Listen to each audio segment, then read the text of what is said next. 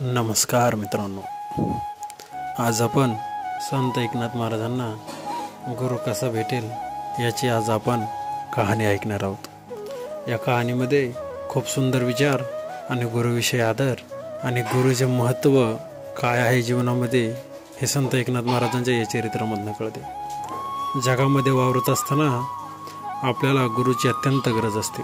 गुरु हा आपल्याला योग्य मार्गदर्शन आणि योग्य वळणाला लावत असतो। त्या मार्गदर्शनातून आपले जीवन घडत असते।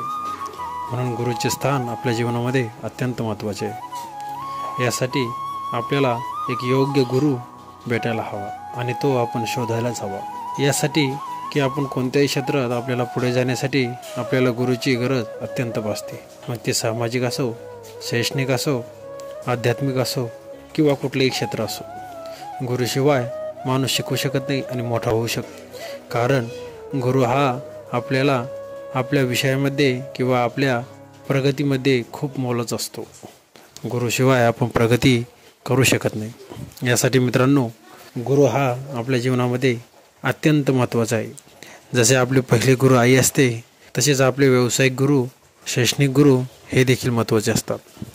तर नाथ महाराजांची अत्यंत तल्लख बुद्धी आणि त्या बुद्धी सामर्थ्यातून बोलण्याची आणि प्रखर विचार मांडण्याची कला, यातूनच त्यांना आपल्याला आणखी तत्त्वज्ञान आणि समाजातील ज्या दृढ परंपरा किंवा अनिष्ट परंपरा होत्या हे बघून त्यांचे मन व्याकुळ झाले। गुरूंच्या शोधासाठी एक दिवस ते मंदिरामध्ये गेले असता मंदिरामध्ये एक महान पुरुष त्यांना भेटला।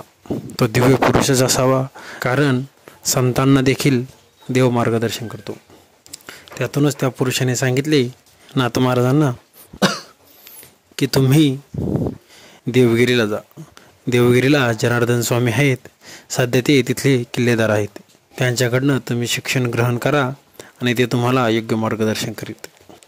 आणि संत एकनाथ महाराजांनी त्या दिव्य पुरुषाचे दर्शन घेतले, आशीर्वाद मागितला आणि गुरुच्या भेटीसाठी निघाले।